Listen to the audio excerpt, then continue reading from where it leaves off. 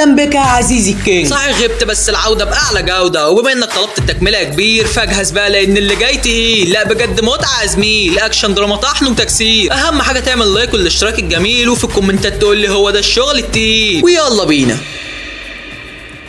وبتبدا الحلقه السادسه من المسلسل بتايلر وابوه هما بيتفسحوا مع بعض وبيعوضوا كل الايام اللي كانوا نفسهم يعيشوها سوا. انما سينج فبيكون معاه حلقات خطيره جدا هتضعف الحراس. هيكل بيقول له عالمي يا بس تعرف لو خطتك فشلت انا هعمل فيك ايه؟ هسيبها لك مفاجاه. تقريبا هيكل ده ما بيقولش على اي حاجه هيعملها، كله عنده مفاجات. المهم اننا بنشوف رايلي وايفن هما بيتدربوا، وايفن بيعرف يتملكوا وبيقول له السرعه مش كل حاجه، يلا في حاجه اسمها ذكاء. تايلر بيوصل مع ابوه وبيبدا يعرفه على المكان. ابوه بيشوف الرسمه بتاعت كودا فبيقول له الله عليك يا فنان، انت متخرج من انهي جامعه؟ فبيقول له نعم اخويا. تايلر بيقول له معلش بس سيبك منه انا بحكي لك كل حاجه بعدين. جيمس بيشوف السيف بتاع ايفن فبيقول له ايه ادي الجمدان ده كله؟ السيف ده كانه من زندار. فبيقول له فعلا يا فندم ده من زندار. فبيقول له ما تبطل هبد بقى يالا، ما ناقص تقول لي ان الواد اللي قاعد ده يبقى امير زندار. فبيقول له فعلا يا فندم انا الامير فيليب. بيقول له ما تبطل عبط انت التاني. كندل بتقول له على فكره هما الاثنين معاهم حق وكودا يبقى راجل كهف حقيقي. قال لها هي مالها بردت كده ليه؟ هو اللي انا مني جعان. شيلبي بتقول له من ساعه ما ارتبطنا بالاحجار والنمو بتاعنا وقف زي ما حصل معاك بالظبط. كندل بتسيبهم وبتظبط مدخره جديده عشان تخلي كل الحراس يستخدموا طاقه تيركس، وناقص بس انها تظبط الحجر الرمادي والمائي. جيمس بيقول لهم الحجر ده خد من عمري 10 سنين بس في الاخر انقذني. احكي لكم اللي حصل معايا، اصل انا فاكر اليوم ده وكانه امبارح. رحت مع واحد صاحبي نستكشف كهف، والكهف ده حصل فيه زلزال وبدا يتهد. الصخور وقعت على صاحبي بس انا انقذته، وللاسف اتحبست في الكهف بداله. وبعد شويه لقيت نفسي حرفيا مدفون، لكن لاحظت ان في حاجه بتلمع، واول ما مسكت الحاجه دي جسمي بدا يتنقل له طاقه عجيبه وما كنتش مصدق اللي بيحصل. ومره واحده شفت الوحش فيوري قدامي، حاولت اهرب منه وهو فضل يطاردني، وبعد كام يوم عرفت اخرج من الكهف. وحتى بعد ما خرجت من الكهف فيوري فضل يطاردني، عشان كده خفت ارجع البيت واعرض حياه اهلي للخطر، واتمنى انك تكون سامحتني يا ابني. فبيقول له طبعا مسامحك بس عشان خاطري بلاش تبعد عني تاني. في الوقت ده بيجي له منظار والحراس بتتحرك. كندل بتقول لجيمس وفيليب الاحجار بتاعتكم لسه ما خلصتش فعشان كده هتضطروا تستنوا هنا. في الوقت ده الحراس بتروح على الوحش وبيكتشفوا انه قوي جدا، وطبعا دي كلها خطه من سينج بس عادي يعني مفيش حاجه بتاكل مع الحراس. فيوري بيكون عاوز ياخد اللقطه لكن سينج بيجرب الجهاز عليه. الجهاز بيضعف قوته وشعاع الوهم بيكبره. ما يعرفش ان الحراس ما بيعتمدوش اسامي، كلهم بيحاربوا فيوري. وتايلر بطوله بيقف قصاد الوحش، وطبعا القوه الجديده ما بتعتمدش حد. سينج بيقول له تعالى يا قلب اخوك وريني بقى هتعمل ايه. من ناحيه ثانيه فيوري بيكون محطوط عليه، وايفن بيقول له تعالى اسمك ايه. بينيموا على الارض بس في الوقت ده تايلر بيكلمه وبيقول له الحقني يا اسطى. بيكون ضعيف جدا واصحابه بيروحوا يطمنوا عليه. كلهم بيروحوا على سينج واللي معاه، واللي مش عاجبه الكلام بياخد على قفاه. العيال بتكون داخله بغباء لكن سينج بيستخدم السلاح بتاعه عليهم، وبسبب كده احجارهم بتضعف وقوتهم ما بقتش شغاله. سينج بيروح عشان يخلص الحوار، ما يعرفش انه كده بيلعب بالنار، وانت عارف يا زميلي اللي يلعب بالنار يستحمل لسعتها. اركن يا حالتها. بيرجعوا المختبر وكندل بتفحص المدخرات وبتقول للحراس الجهاز اللي الاحجار اتضربت بيه مهمته هو انه يفصل الترابط بين الحارس والحجر. بتحاول تحل الموضوع واخيرا القفل اللي على الحجر بيتشال، بس بيكتشفوا ان الحجر اتشقق. كيبر بيقول لهم احنا لازم نحل الموضوع ده بسرعه. تشيس بيقول لكندل ما تتصرفي، فبتقول له مش عارفه هقدر الحق الحجر ده ولا لا. جيمس بيقول لهم انا عارف كهف بيتجمع فيه الحمم البركانيه. تايلر بيقول له هو ده يا ابن اللعيبه، الحراره هي اللي هتنقذ الحجر بتاعي. كندل بتقول له يلا بينا. بياخد ابوه بيروح عند البركان والاثنين بيبداوا ينزلوا على تحت. ابوه بيقول له خد بالك لان الوضع هنا مش مستقر. بينزلوا على تحت وتايلر بيحط الحجر بتاعه في النار. ابوه بيقول له نهار اسود ده الفتحه اللي في الحجر عماله تزيد. فبيقول له انا لو معايا درع الديناصور كنت نزلت الحجر ده في النار اكتر. في الوقت ده البركان بيتهز وشكله كده ناوي يعملها. تايلر بيقول لابوه انا عارف انك خايف عليا بس انا لازم اضحي. فبيقول له طب خد بالك من نفسك يا ابني. تايلر بيستعمل رزه الديناصور وبينزل بيها في البركان، بيحفر مسافات طويله وابوه بيكون خايف عليه جدا. بيكلم الحراس وبيقول لهم الفحره اتقفلت بعد ما تايلر دخلها. كندل بتقول له لو الحجر ما جرالوش حاجه تاني يبقى ابنك هيطلع من الحفره سليم. اوبا يا معلم ده الوحوش داخله عليك، اقف قصادهم بقى قبل ما نجيلك. بتاخد فيليب معاها وشيلبي بتقول لها طب احنا مش هنروح. فبتقول لها انتوا مش هتعرفوا تحاربوا من غير احجاركم. بيروحوا لجيمس وفي الوقت ده الوحوش بتحضر، بس طبعا كل ده ولا بيهز الحراس، دول جايين وناويينها يا اولاد المتضايقه. بيدخلوا فيهم بغشم، ما خلاص ما بقاش له لازمه العشم. في الوقت ده الحراس بتقرر تنضم للمعركه سواء باحجارهم او من غيرها. بيعملوا اللي في دماغهم بس بيلاقوا الواد ده مستنيهم، بيقول لهم استعدوا عشان تفرقوا الحياه. فبيقولوا له طب تعالى يا ولدان. الواد بينزل فيهم تقسيم بس على مين. من ناحيه ثانيه تايلر بيتبهدل جدا وبيكون مصمم انه يصلح الحجر، بس الحراره بتكون عامله معاه الصح والغلط. انما سينج فبيروح يهاجم الحراس، والعيال كتر خيرها بتكون صامده لاخر نفس. بيكون لسه يقتلهم، ما يعرفش ان لو دول راحوا فيه غيرهم. تايلر بيقول له ازيك يا سيكا. بيدي الواحده بتنطره وفي نفس الوقت بتكسر الجهاز بتاعه، وبسبب اللي عمله الاحجار بتاعت صحابه بتتصلح. شيلبي بتقول للوحش بسم الله الرحمن الرحيم بقى خلي بالك من نفسك. العيال بتبدا تتحول واللي بدا العركه ما يرجعش يولول. الخمسه بيجربوا تشكيله جديده والامانه من جمدانها بتخلي الوحش على الحديده ريحها تفيده. انما دول فنوعا ما بيكون محطوط عليهم. كندل بتقول لتايلر جرب قوه المدخره الجديده. ابوه بيقول له انجز يا ابن الهرمه انت مش شايفنا بنتضرب. فبيقول له عيب تقول كده وانا موجوده حاجه. ادي 1 2 3 جرب القوه المضاعفه. حماده الواد بيدخل بكل اطاحه واللي بيجي له على السكه بيقعده في الاستراحه. لا القوه الجديده بتدي له تشكيله مش معقوله. اضرب يا وجدي. للامانه الواد ده يتعمل له تمثال، واخد حلقتين ورا بعض بطوله. اركن يا رجوله. النار بالنار والبادي اصلا. لا دي مش مني انا، هو اللي قال كده يا زميلي. عايزينه بعد الاكشنات اللي عملها دي كلها يقول ايه يعني؟ ما لازم يتفشخر بنفسه حبتين بس. اطمنوا يعني سينج ما ماتش ولا حاجه. وبعد اللي حصل ده بيكون هو وفيرو هيضربوا بعض، بس سيكل بيتدخل وبيقول لهم ده انا هطلع سلسفين اهلكم. بعدين يا اولاد المتضايقه لما انتوا تتخانقوا مع بعض مين هيتخانق مع الحراس؟ هنزل انا اتخانق معاهم يعني؟ طب والله ما انا مخرجكم من هنا. وبنرجع لتايلر اللي بيحكي لاصحابه على اللي عمله. ايفن بيقول له هي البراكين حلوه يا اسطى؟ بيقول له حلوه بس اتفرج على الصوره دي يا عم. شيلبي بتقول له ده انت قلبك قاعد يالا. في الوقت ده ابو بيجي له وبيقول له انا اتكلمت مع كيبر وقررت استغل موهبتي في الاستكشاف واروح ادور على الحجر الفضي، وما تقلقش يا عم الموضوع مش هيطول. فبيقول له ايوه يابا بس انا محتاجك. بيقول له انت ما بقتش صغير يا ابني، بالعكس ده انت بقيت راجل وسيد الرجاله كمان، واثبتت لي انك تقدر تحمي نفسك. ما تقلقش يا عم انا مش هطول عليك يعني. فبيقول له طب يلا نتصور بقى، والاتنين بياخدوا صوره للذكرى.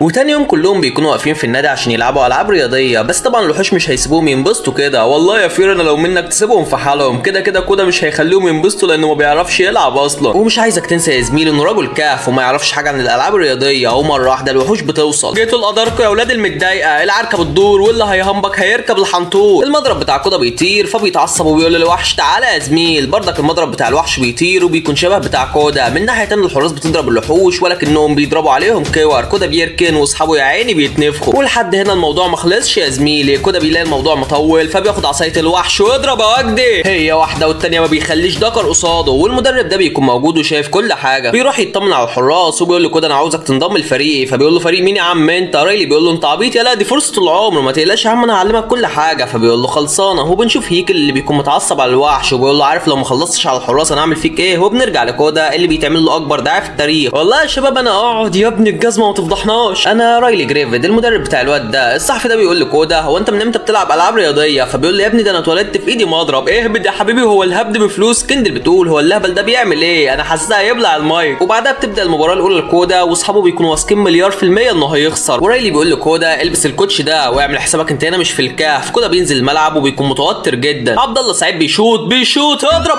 يا وجدي مين؟ بالراحه علينا يا سيدي المعلمين. من ناحيه ثانيه الوحش بيدرب الفيفيكس مش عارف على ايه بالظبط بس عادي يعني مفيش مشاكل. وفي نفس الوقت كودا بيتدرب على المباريات واي مباراه بيدخلها من الضربه الاولى بينهيها. ومهما كانت صعوبه البطوله فاحنا معانا الفتى الرجوله. بيكسب كتير بطولات، صورته بتنتشر في المجلات، بيكتب اسمه على التيشيرتات. الواد للامانه عدى اولاد. وبعدها كندل بتعمل الشغلانه اللي ما بتعملش غيرها من الجزء الاول، وهي انها بتصنع مدخره جديده كل حلقه. ومش محتاج اقول لك ان المدخره قويه جدا يا زميلي لانها بتدمج كل المدخرات في بعض. الاثنين دول بيوصلوا واصحابهم بيوروهم المدخره الجديده وبيقولوا لهم احنا محتاجينكم عشان نجرب المدخره. رايلي بيقول لهم مفيش منه الكلام ده احنا ورانا تدريب. تايلر بيقول له شايبه حليب هو انت مش واخد بالك ان الوحش لسه ما اتدمرش يعني ممكن يوصل في اي لحظه. فبيقول له يا عم ما تفكرش في السلبيات ويلا يا عم كودا انت التاني عشان نتدرب. كودا بيقول لاصحابه انا اسف يا شباب. وبعدها بيروح على المباراه اللي من خلالها هيتنقل للبطوله العالميه. بياخد وضع الاستعداد وكالعاده هي خبطه من مضربه بينهي المباراه. الكل بيفرح جدا بس كودا بيكون متضايق. في الوقت ده كندل بتعرف ان في عدد كبير من الفيفيكس موجودين على كوكب الارض. الاثنين دول بيرجعوا والحراس بيعرفوهم اللي حصل. رايلي بيقول لهم مفيش منه الكلام ده المباراه هتبدا الساعه 6. ايفن بيقول له سيح الكبده مالك يا ابن الجزمه بقول لك المدينه ممكن تتدمر وانت تقول لي المباراه. فبيقول له طب بص احنا نمشي ولو احتجتونا ابقوا كلمونا. تايلر بيقول له لا جدع يلا امشي. كودا بيقول له يا اسطى اللي احنا عملناه ده غلط. فبيقول له يا عم سيبك منهم وركز في البطوله. اصحابهم بيروحوا المكان اللي فيه الوحوش. وفي الوقت ده الوحش بيكتشف ان كودا خد المضرب بتاعه عشان كده عمال يكسب في المباريات. والوحش بيفرح وبيقول انا كده هقدر افجر المضرب اول ما اقرب منه. الحراس بينصدموا وبيحاولوا يكلموا اصحابهم ولكنهم مش بيردوا. بيروحوا لهم على الاستاد وبيعرفوهم كل حاجه. بياخدوا المضرب ورايلي بيقول لكودا سيبك منهم ويلا روح على المباراه. وعلى فكره انا كنت بحلم اني ابقى مشهور في اللعبه دي بس ما عرفتش وانت ربنا كرمك في اللعبه وخلاك مشهور فبلاش تضيع الفرصه دي من ايدك يا اسطى. فبيقول له انت ربنا ما وفقكش في اللعبه دي بس خلاك بطل والكل بيدعي لك ودلوقتي احنا لازم نروح لفريقنا لانهم محتاجين لنا. بيقول له عندك حق يا ابو صلاح. الحراس بيخرجوا بره وبيشوفوا الوحش جاي عليهم. المضرب بينور فكودا بيرميه بعيد. الوحش بيقول له هي الرميه عجبتني بس انت كده مش هتعرف تكسب في المباريات يا فالح لان المضرب ده هو اللي كان بيكسبك. كودا بينصدم بس تشيز بيقول له مش وقتك. الحراس بتبدا تتحول وبيدخلوا على الوحوش. العيال بتدخل عليهم كره السله، واللي مش عاجبه الكلام بيتعمل منه كباب حله. كندل بتحضر بالمدخره الجديده وتايلر بيقول لها كان فينك من بدري. ايفن بيجهز سيفه وهي واحده بيشوط اللي قدامه، وتايلر بيجهز مدخره انقضاض الديناصور وهو كمان بيتحول لسلاحه الخاص. بيستعمل المدخره الجديده. يا نهار ازرق هيعملوها دول ولا ايه؟ هيركن انت اسمك ايه؟ اضغط على شعاع الوهم يالا. الوحش بيكبر لكن الحراس ولا بتتهز. بيستدعوا 9 عاليين والله المعين. الفيفكس بيضربوا عليهم مدافع بس الكلام ده كله مش نافع. الحراس بيكونوا مسيطرين طول وعرض، واللي بيكتر بيتعمل له ريستارت، وطبعا اللي لابس بيقلع مالت. لا بهزر يا زميلي. المهم انهم بيرجعوا على المباراه والمدرب بيقول له كده احنا محتاجين الضربه بتاعتك عشان نكسب. فبيقول له راي ما تلعب مكانه يا اسطى. بيقول له يلا خليك واثق من نفسك وانسى المضرب بتاع الوحش خالص، انت عملتها مره واثنين وثلاثه وهتقدر تعملها اكتر، يلا بقى يا مسكر. كده بيتشجع وبيدخل الملعب عشان يبدع. الواد اللي قدامه بيتفق مع زميله انهم يخدعوه، وفعلا اول ضربه بينجحوا فيها. الكل بينصدم والضربه الثانيه بتبدا وبرضك العيال بتنجح فيها. كده بيراجع نفسه وبيقرر يتعامل على طبيعته وبيقلع الكوتش، والكل بيكون مستغرب من اللي بيعمله. يلا انت داخل خناقه ولا داخل تشوط كوره؟ الواد اللي قصاده بيقلق حقه الصراحه، ده عبد موته واقف قدامه. المهم انه بيشوط بس بعدها يا حبيبي ما خلاص اتفك الوحش المربوط. الكل بيحتفل بكودا وحرفيا ده بيكون اجمل يوم في حياته. ثانيه واحده يا زميلي، عايز اسالك سؤال، هتعمل ايه لو كنت ماشي في الشارع ولقيت جنيهات دهب بالكوم؟ انزل اكتب في الكومنتات دلوقتي قبل ما نبدا الحلقه الجديده. كتبت يا زميلي؟ يلا بقى عشان اللي جاي تقيل. وبتبدا الحلقه بالعمال اللي جايين يسلموا حاجه للمتحف، وايفن هو اللي بيستلمها وبيكون عايز يمضي بالريشه. الراجل بيقول له هات صباعك ده يا حبيبي، وبس كده الموضوع خلص. يا ابن اللعيبه عملتها ازاي دي؟ وبنعرف انه كان جاي له ملكان والملكان ده هيتدرب عليه، انما الوحوش فبيصنعوا اخينا ده. وعلى فكره يا زميلي الوحش ده اتدمر في الجزء الاول لو تفتكر، وزي ما انتم عارفين انهم صانعين آلة بترجع الوحوش تاني. المهم يعني ان الواد ده معاه فلوس ملعونه واي حد هيمسكها يبقى جشع بمعنى الكلمه. هيكل بياخد السلاح من سينج وبيقول لفيوري امسك يا قلب اخوك ما يغلاش عليك، عندك مانع يا سينج يا اخويا؟ لا طبعا يا معلم الحاجه حاجتك. وبعدها كندل بترجع المختبر وبتلاقي ايفن بيتدرب على الملكان وبيقول لها على فكره اللبس الجديد ده حلو، فبتقول له ماشي اتدرب كويس بقى. لحظه واحده، هو ده اللبس اللي جه النهارده؟ يخرب بيت امك ده الملكان بتاع المتحف. فبيقول لها طب والله كويس، ايه بقى البتاع ده؟ بتقول له يا ابن المتضايقه دي بدله اثريه وكانت جايه للمتحف. فبيقول لها على فكره بقى شكله وحش. بتقول له ده انا وانت اللي هيبقى شكلنا وحش واحنا متعلقين على باب المتحف. وبعدها هيكل بياخد عربيه مليانه فلوس وبيروح يوزعها على الناس. من شويه يا زميلي قلت لك هتعمل ايه لو لقيت دهب في الشارع، اهو ده انت لما تشوف الدهب. المهم ان الزبون ده بيروح المتحف وبيكون اتلعن بالفلوس. بيقول لي تايلر وتشيز على فكره في راجل بيوزع دهب، والراجل ده واقف في وسط المدينه. الاثنين بيمسكوا العملات وبيتلانوا بالفلوس. بيخرجوا من المتحف وفي الوقت ده الراجل صاحب البدله بيجي الكندل، واول ما بيعرف ان البدله اللي اشتراها بقت عباره عن خيشه بيقول لهم ده انا هخرب بيتكم. ايفن بيقول له يا عم ده العتبه فيها حاجات احسن منها. فبيقول له العتبه دي اللي هبيعك فيها واخلي اللي ما يشتري يتفرج عليك، دي ب 2 مليون يالا. ايفن بيبص للكندل وبيقول لها انا من رايي تديله الفلوس لان باين عليه الراجل شراني. فبتقول له ده انا هديك على وشك بس صبرك عليا، وبعدين اديله الفلوس منين انا؟ الراجل بيقول لهم انا هاخد المتحف ده لو الفلوس ما جاتليش بسرعه. وبعد ما بيمشي كندل بتقول له ايفن ده انا هنفخك يا ابن الكلب، ودلوقتي عاوزاك تروح تدور على كلاب البحر اللي هربوا من الشغل. فبيقول لها يا ستي وماله تهون التهزيء لاجل عيونك يا جدع غور بقى، هو انا ناقصاك؟ الحراس بيروحوا على المدينه وبيشوفوا هيكل اللي بيروح للوحش ويقول له انا عاوزك تجيب دهب كتير، وبيكون عارف ان الحراس سامعينه. وطبعا الفلوس الملعونه بتكون مسيطره على الحراس وبتخليهم عايزين فلوس تاني. ايفن بيدور على اصحابه وبيشوفهم بيلموا الفلوس من الغابه، بيكون رايح عليهم لكن فيوري بيقول له عندك يا بيه. فبيقول له طلبتها ونلتها اسمك ايه؟ دول بيكونوا عمالين يلموا في الفلوس، واخرنا ده بيعمل عظمه ب5 جنيه. وقبل ما فيوري يتمكن منه ريكسي بيوصل وبيزعله. فيوري بيبدا يهاجمهم بس المعلم بيتحول وبيدي له واحده من الفولت العالي. القطه بيهرب وايفن بيشوف الدهب اللي اصحابه بيلموه بيقول لهم ايه ده انتوا عايزين تسدوا الدين بتاعي؟ والله انا بحبكم قوي يا جدعان. لا بس انا فارس من زندار يعني ما اقبلش ان حد يسد ديني ابدا، بس انا عارف هجيب الفلوس منين. بيروح البنك وبيقول لهم انا عاوز اللوح الدهب بتاعي. والله يا زميلي بيقول كده. البنت بتستغرب فبيقول لها مالك يا بنت مستغربه كده ليه؟ انا فارس من زندار وعلى فكره انا من حراس الملك. فبتقول له انا ملكه انجلترا اساعدك ازاي بقى؟ بيعرف انها بتتريق عليه. فبيقول لها على فكره انا سبت لوح دهب هنا من كام سنه ودلوقتي انا عاوزه. بتقول له طب هات رقم الحساب او بطاقتك الشخصيه او اي حاجه عليها اسمك. فبيقول لها يا بنتي ايه اللي انت بتقوليه ده؟ انا مش معايا اي حاجه من دي، بس معايا السيف بتاعي واسمي عليه اهو. البنت بتخاف وبتروح مبلغه الشرطه. طب استاذن انا بقى عشان صحابي مستنيني بره. وبنشوف صحابه وهم بيجمعوا كل الحاجات اللي في المتحف عشان يبيعوها. بس في الوقت ده تشيس وتايلر بيوصلوا ويجيبهم بتكون مليانه ده. بيحاولوا يخبوا على اصحابهم بس كندل بتقفشهم. العمله دي بتقع على الارض وتايلر بيقول لتشيس العمله دي بتاعتي. فبيقول له سلامه النظر يا حبيبي دي بتاعتي انا. الاثنين بيتخانقوا مع بعض وكل الفلوس اللي معاهم بتقع. صحابهم بينصدموا وفي نفس الوقت بيستغربوا كميه الذهب دي كلها. بس كندل بتكون ناصحه وبتعرف ان الذهب ده فيه حاجه. هي قلبت محمد رمضان كده ليه؟ المهم يعني ان ايفن بيرجع المتحف وبيلاقي عم نجيب سويرس قدامه. بيقول له بص انا هديك حاجه اغلى من الفلوس بكتير وهي ان احميك طول حياتي الا يوم الجمعه لاني باجز فيه والله. فبيقول له يا عم انا معايا واحده بتحميني يلا بقى روح جمع الفلوس. انما الوحوش فبيظبطوا السلاح بتاع الوحش عشان يسيطر على الحراس اكتر. وفي الوقت ده بتكون كندل عرفت خطتهم. ايفن بيجي لهم وبيقول لهم معلش يا جدعان بس انا ما عرفتش اجمع الفلوس. شيلبي بتقول له واحنا بنحاول نجمع اي حاجه تتباع في المتحف. بيقول لهم انا مش هسمح ان الحاجات دي تتباع. جرايه يا جدعان هو انتوا هتبوظوا شغلكم عشان غلطتي؟ كندل بتقول بيقول له خلاص المشكله بقت بتاعتنا كلنا لانها تخص المتحف دلوقتي، بس بتجيلهم فكره وهي انهم ياخدوا الفلوس بتاعت الوحش ويدوها للراجل، وبيقولوا لتايلر وتشيس ودونا المكان اللي جبتوا منه الذهب وما تقلقوش محدش فينا هيلمس الذهب بتاعكم. وفعلا بياخدوهم على المكان وبيلاقوا الوحش عامل لهم خطين، الحراس بتتفرق ومره واحده الواد ده بيظهر لرايلي وشيلبي. انت كده جبته لنفسك يا حبيبي. العيال بتخش توجب معاه واخيرا ما بيعرفش يتعامل، بيلاقوا الوحش في الحته دي وبيعرف يصد ضرباتهم. باقي الحراس بتحضر وهم كمان بيدخلوا على الوحش وللاسف بيكون سداد معاهم، لا وكمان بيبدا يسحبهم. تايلر بيستعمل المدخره الخاصه بيه وبيروح على الوحش ويركن اسمك ايه، بيحس انه ما وجبش معاه فبيديله واحده بتكون ناهيه يا ولداه. الوحش بيتدمر والفلوس بتفقد قوتها وخلاص ما بقاش ليها تاثير على الناس. تشيز بيقول له ايفن افرح يا عم الدين بتاعك هيتساعد، ومره واحده الفلوس بتختفي. الوحش بيظهر لكن تيركس بيروح يبوظ له سلاحه. الحراس بتبدا تجمع تشكيله الاليين وللامانه بيعملوا ميكس العين. اخينا بيكتر فبيبلع اكتر، اركن انت يا مسكر. الواد حرفيا ما خدش دقيقه. وبنرجع لفيوري اللي بيكون خايف هيكل يشوفه بعد ما فشل في مهمته، ومره واحده بيسمع سينج بيتكلم في التليفون وبيقول ما تقلقش يا زعيم كل حاجه هنا ماشيه تمام، وهيكل عاوز ياخد احجار الطاقه باي شكل. فيوري بيقول له انت بتتكلم مين يالا؟ فبيقول له انا كنت بكلم جدتي. بيقول له طب احذر مني بقى. وبعدها نجيب سواريز بيروح ياخد المتحف وايفن بيترجى انه ما يعملش كده، وساعتها فيليب بيحضر وبيقول له ايفن انا زعلان منك يالا كده تكون عاوز فلوس وما تقوليش، وعلى فكره الشرطه حكت لي اللي حصل في البنك امبارح وفعلا انت كان ليك لوح ذهب وحطيته في البنك بتاعنا، وطبعا انت بتاخد على لوح الذهب ده فوايد، واحسب بقى انت غبت كام سنه. كندل بتقول له يخرب بيتك ده انت بقيت ملياردير. ايفن بيروح للراجل وبيقول له خد الشيك اهو. بيقول له يا ابني ما تبيع المتحف وتبقى غني. فبيقول له الله الغني، انا لو بعت المتحف ده هخسر صحابي وانا عمري ما هعمل كده. بيقول له خلصانه يا رجوله. بيكون ماشي ولكنه بيرجع وبيديله الشيك. ايفن بيقول له يا راجل ما يصحش. فبيقول له لا يصح. بيقول له عيب عليك يا جدع ده انت كده بتشتمني. بيقول له عامل اشتمه ولا حاجه. فبيقول له خد الفلوس بقى ما تخلينيش اضربك يالا ده انا اضرب بلد زيك، فتجيبوا لنا الشيك ده وتخلصونا يا جدعان. المهم ان الراجل بيطلع ذكي وبيقول للمساعده بتاعته اديله الشيك. ايفن بيقول الحقيقه يا اما. وتاني يوم تشيز بيقعد مع شيلبي اللي بتحكي له عن صاحبتها الانانيه، وصاحبتها دي كانت بتشوفها بتعمل ايه وبتروح تقول للناس ان هي اللي عملت الحاجه دي، ومن الاخر يعني بتتشهر على قفاها. وبعدها البنت بتخرج معاهم وبتروح للحراس وبتقول لهم انا جبت لكم ايس كريم. تشيز بينصدم وبيقول يا بنت الكلب ده انا اللي دافع. في الوقت ده الوحش بيوصل والحراس بيحوروا على البنت عشان تمشي، بيروحوا في حته بعيد وبيتحولوا والبنت بتكون موجوده في المكان. الحراس بتدخل توجب مع اخينا واللي هيشيلني وهيشيلك يا زميلي ان الواد كان جاي يجيب شويه طلبات لهيكل، ومش عايزك تنسى ان هيكل نصه انسان ونصه وحش. المهم يعني ان الحراس بتطلع اسلحتها واركن انت حالتها. المضرب بتاع الوحش بيتنطر عند البنت دي، وفي نفس الوقت بيوصل اعلامي بس مش بيلحق الخناقه، بيروح للبنت وبيقول لها هو ايه اللي حصل. فبتقول له انا حارسه الطاقه الورديه ولسه مخلصه على الوحش يلا صوروني بقى. الحراس بيعرفوا اللي حصل والبنت بتفضل تهبد على الصحافه والاعلاميين. شيلبي بتعصب جدا وفي الوقت ده صاحبتها بتوصل والكل بيروح يتصور معاها. شيلبي بتقول لها تعالي عاوزاكي. بيدخل المطبخ وشيلبي بتقول لها انت مش الحارسه الورديه. فبتقول لها يا بنت مين قال لك كده؟ ده انا حلوه ومدملكه والف مين يهواني. بتقول لها لان الحراس بينقذوا الناس وما بيفضلوش يتفشخروا باللي بيعملوه. ولسه بتكمل كلامها بتلاقي حد من الصحافه بيرن عليها وبيسال على صاحبتها، فبتتعصب وبتقول لها انت ايه اللي خلاكي تديهم رقمي؟ بتقول لها يا ستي تليفوني فاصل. مالك يا حبيبتي في حاجه؟ هي شيخه على ابو سالت. وبنرجع لهيكل اللي بيكون قاعد ياكل البسكوت ده وبيقول نهار ازرق هو ليه ما فيهوش قرفه؟ الوحش بيقول له انا اسف يا معلم بس انا بعت وحش يجيب الطلبات اللي انت عاوزها لكن الحراس دمروه. فبيقول نهار ازرق تاني مره القرفه ما جاتش قلبي يا ناس انا هروح فيها. الوحش بيقول له طب ما تديني فرصه وانا هروح ادمر الحراس. هيكل بيقول له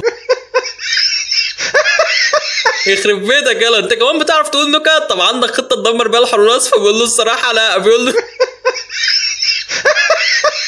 بس الوحش بيكون عاوز يهرب بالعافيه، ولما اخينا ده بيمسكه بيقول له ابعد عني يلا مش عايز تبعد طب خد دي بقى. بيروح على المدينه وبيقول للظابط ده بعد اذنك يا ذوق الاقي الحراس فين؟ بيلاقي الكل بيهرب فبيقول لهم هو في ايه يا جدعان؟ وزي ما قلت لك في الحلقه اللي فاتت يا زميلي كندل ما راهاش حاجه غير انها بتصنع مدخرات جديده، والمدخره دي هيكون اسمها النصر المضاعف. تقريبا هيقتلوا الوحش على مرتين ولو مات على مره واحده هيصحوه هيقتلوه تاني، المهم يموت مرتين. وفي الوقت ده بنشوف المسكره وهي بتتصور مع جمهورها بس الوحش بيحضر في المكان، وطبعا البنت وشها بيجيب الوان لان هيتعمل منها بطاطس مهروسه. الواد ده بيروح للوحش وبيقول له بقى انت بتكهربني يا كلب يالا ده انت ما حصلتش الفار الطباخ. في الوقت ده الحراس بتحضر واللي عم الراجل يحذر مش يحذر قوي يعني بس ياخد باله برضه. وبنشوف تايلر وهو بيحارب الواد ده والبنت بتكون مراقباه. الواد بيكون هينهيه بس على اخر لحظه بيقرر يسيبه. من ناحيه ثانيه الواد ده بينفجر وبيخلي الحراس تطير. باقي الوحوش بتوصل وبتبدا العركه يا زميل. طبعا تشيز بيكون عن تير واللي بيكتر معاه بيفرده زي الفطير. اما تايلر فبيعمل شغل تقيل بيفرتك الكل واللي بيجي له على السكه بيشيل كتير. وبعد ما كل واحد بيروح لحاله البنت دي بتمثل بتمثل قدام الكل ان هي اللي حاربت الوحوش. الوحش بيشوفها وبيكون فاكرها الحارسه الورديه بجد. اشربي بقى. انما الحراس فبيكونوا متضايقين بسبب ان البنت عامله فيها الحارسه الورديه. كيبر بيقول لشيلبي انت مضايقه نفسك ليه؟ فبتقول له يا عم البنت دي بتقلدني في كل حاجه، لا وكمان اي حاجه انا بعملها بتمثل وبتقول ان هي اللي عملتها، بس انا مستحملها لانها صاحبتي المفضله. فبيقول لها طب انت ما فكرتيش تتكلمي معاها؟ بتقول له الصراحه لا. فبيقول لها انت لازم تتكلمي معاها وتحلي كل حاجه واما هتفضل تتمادى في الغلط. وفي الوقت ده الكاميرات بتصور الوحش وهو ماسك البنت. الحراس بتحاول تحدد مكانها وشيلبي بتفتكر ان صاحبتها واخده تليفونها. كندل بتقول لهم خدوا المدخره الجديده ويلا روحوا على المعركه. وبنشوف الوحش وهو بيطبخ البنت دي وبيقول لها انت يا بنت الاحجار فين؟ فبتقول لها يا عم انا مش حارسه اصلا، ولكنه مش بيصدقها وبيقول لها شويه كده واصحابك هيلاقوكي وانا هاخد احجارهم. وفعلا الحراس بيوصلوا المكان والوحش بيظهر لهم بيقول لهم هاتوا احجار الطاقه وانا هديكم الحارسه الورديه. شيلبي بتقول له وشك للحيط وقفاك ليا وبكشف نظره خفيف. تايلر بيتحول وبيقول له تعالى عشان هنحطك في رغيف. الواد بيبدا يهاجمهم ولكنهم بيصدوا كل الضربات. تسقيفه والنبع حضرات. العيال بتحط على الصاده بهارات وشكلهم هيطبخوها ولا ايه؟ بس الاكيد انهم هيحطوا عليه. بيستعملوا المدخره الجديده وحرفيا بيخلوا الوحش على الحديده. بيروحوا ينقذوا بنت الجزمه دي مع ان خساره فيها والله، بس اهم حاجه انها بتعتذر عن غلطتها. وبنشوف هيكل وهو متعصب جدا. والله يا زميلي انا محتار وما عارف هو متعصب ليه. هل لان الوحش اللي بيطبخ له مات ولا عشان الوحش فشل في المهمه؟ قول لي في الكومنتات لو تعرف. المهم انه بيقول شعاع الوهم يلا. الحراس بيقولوا هو يوم اسود احنا عارفين. بيستدعوا الاليين وتعالى بقى حزين. بيعملوا ميكس تنين اقصد دويتو العين وهي واحده ورايح هتخين. وبعدها صاحبه شيلبي بتطلع في اللقاء وبتعترف بكل حاجه وكمان بتتاسف للحارسه الورديه. بتخلص وبتروح لشيلبي وبتقول لها انا اسفه اني كنت باخد دور البطوله لنفسي واي حاجه انت بتعمليها بقول ان انا اللي عملتها. فبتقول لها يا ستي حصل خير. صاحبتها بتقول لها تعالي بقى نغني النشيد اللي كنا بنغنيه زمان. الاتنين بيفضلوا يغنوا وبيكونوا مبسوطين جدا. كلنا مبسوطين والله مش انتم بس. اجهز بقى للحلقه دي يا زميلي لانها غير كل اللي فات. وبتبدا الحلقه بالحراس اللي بيروحوا عند النهر ده عشان يصطادوا. وتشيز بيقول ده احنا نهارنا فل لسه النار غمزت. شيلبي بتقول له نهارك ازرق دي سابع جزمه تصطادها النهارده، انت ناوي تفتح محل احذيه يالا ولا ايه؟ كده بيصطاد سمكتين حجم عائلي وبنعرف انهم عاملين مسابقه وهي ان اللي هيصطاد سمكه اكبر هيكسب. وبعدها بيوروا الصور لتايلر لانه ما جاش معاهم. وفي الوقت ده جيمس وفيليب بيوصلوا وبيقولوا للحراس احنا اكتشفنا ان الحجر الفضي مش على كوكب الارض. كندل بتنصدم وبتقول لهم ازاي يعني. وفي الوقت ده الرادار بتاعهم بيكشف حاجه نازله على كوكبهم. الحراس بيروحوا على هناك بسرعه وبيلاقوا البتاعه دي. البتاعه بيطلع منها صوره هيلوجراميه والحارس الفضي بيظهر وبيقول للحراس انا عايش على كوكب تاني بس بعت لكم الرساله دي لاني بعيد جدا عن آلي تايتانو ومش عارف اوصل له. لحظه واحده بس يا زميلي، لو انت من متابعين قناه كبرى افلام بتاعتي وبتتفرج على سلسله داينو ساندر فهتفتكر ان في اخر فيديو قلت ان الآلي بتاع تومي اسمه تايتانو. ومش عاوزك تستغرب يا زميلي لان اي سلسله اسمها بيبدا بداينو على طول اعرف انها تخص الديناصورات. وانا صحيح ما سمعتش داينو فيوري بس شفت منه لقطات بسيطه وتقريبا بلورة النينجا العظمى هتظهر في المسلسل ده فشكله كده هيبقى مسلسل جامد. وبالنسبه لداينو ساندر فهو برضك في نفس الديناصورات ونفس كل حاجه بس كل سلسله وليها تكنيك معين. معلش طولت عليك يا زميلي بس حبيت افيدك بكام معلومه. المهم يعني ان الوحوش بتهجم على الحراس وبيكون معاهم سينج. الحراس بتتعصب لانهم ما سمعوش الرساله بتاعت الحارس الفضي فعشان كده بيدخلوا يعجبوا في الوحوش. العيال ما بيحلوش ويركنوا شويه حلفيت ما تكتروش بيخبطوهم خبطه جماعيه وبيطيروهم بعيد. وكندل بتقول لتايلر هات البتاعه دي عشان هعرف اصلحها في المختبر. وبعدها بيروحوا يصطادوا تاني وبيكونوا مبسوطين. وبالنسبه لكودا فبيكون مبسوط بزياده. وفي وسط ما الكل مبسوط بيكون اخو رايلي متضايق وبيقول لهم انا هروح اخد المركب والف بيها شويه ومحدش شاف الديدان بتاعتي. مش هوريك المنظر عشان بجد مقرف يا زميلي بس عامه يعني شيلبي وتشيز كانوا فاكرينها اندومي. وبنشوف سينج اللي بيكون حدد مكان آلي تايتانو وسنايد بيبعتوا على الآلي. وبنرجع لكيبر اللي بيكون مستغرب ازاي الحجر الفضي راح الفضاء. وبتكون كندل بتحاول تصلح الجهاز عشان يتواصلوا مع الحارس الفضي. وفي الوقت ده الوحوش بيروحوا يخرجوا آلي تايتانو وبيشوفوا اخو رايلي. ولاد المؤذيه بيصعقوه وبيخلوه يقع في الميه. رايلي بيكون قلقان على اخوه وتشيز بيناديله وبيقول له تعالى بسرعه يا اسطى وبيوري له المركب بتاع اخوه وهو متفحم. رايلي بينصدم بس اخوه بيكون عايش وبيرن عليه وبيقول له الحقني يا اسطى. الحراس بيشوفوا الوحوش وبيعرفوا ان هم اللي هاجموا اخو رايلي. والواد بيقول لاخوه انا جوه حاجه حديد وعماله تتهز بيا. بيشوف رسمه الديناصور دي فبيصورها وبيبعتها له. رايلي بيشوف الصوره وبينصدم لان اخوه جوه آلي تايتانو وبيقول لاخوه اهدى واوعدك اني هنقذك. بيكلم كندل وبيعرفها كل حاجه. وكندل بتقول للحراس روحوا على هناك وانا هحاول اساعدكم من هنا. بس المشكله ان اخو رايلي بيكون تعبان جدا بسبب الضربه. رايلي بياخد اصحابه وبيروحوا على الوحوش وبيكونوا عاوزين ينتقموا منهم باي شكل. تايلر بيخش على الواد ده بس الواد بيبعته على حته بعيد. فيوري بيبدا يهاجمه هو التاني وتايلر بيقول هو فيها يا جدعان. ومره واحده بيحضر كيبر وبيقول لفيوري غور من هنا بدل ما اوريك الوش التاني. فيوري بيهرب وكيبر بيبعت موجات للبحر. السناره بتاعت الوحش بتبوظ وكيبر بيقول لتايلر روح انت لاصحابك وانا هفضي الميه اللي في البحر ده اوعى تقول لي انك هتشربها. بس الحمد لله بيكون في شويه واقعيه وبيفتح بوابه بيسحب فيها الميه. برضك مش عارف فين الواقعيه هنا بس يا عم عادي. المهم يعني ان الآلي بيظهر وكيبر بيصحيه وبيقول له قريب هتبقى بخير يا صاحبي. في الوقت ده الحراس بتستعد بالجامد وبيدخلوا يوجبوا مع حامد. الآلي بيبدا يفوق لكن الحراس مش بيكونوا عارفين يعملوا اي حاجه مع الوحش. لا انتوا كده بتهزروا او